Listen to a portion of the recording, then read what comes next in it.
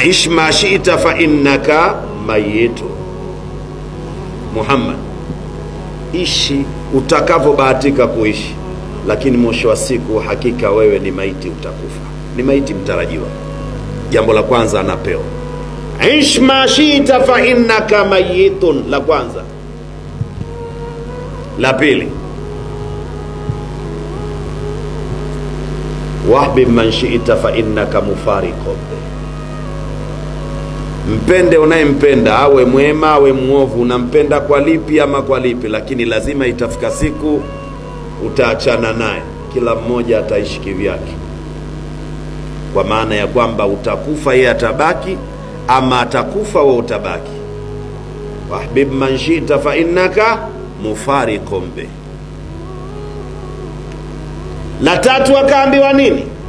Wa'mal ma shi'ta fa innaka majziyun bi, fanya chochote ulichoteua mwenyewe kufanya, lakini utalipwa kwacho. In khairan fa khairan wa in sharran matatu.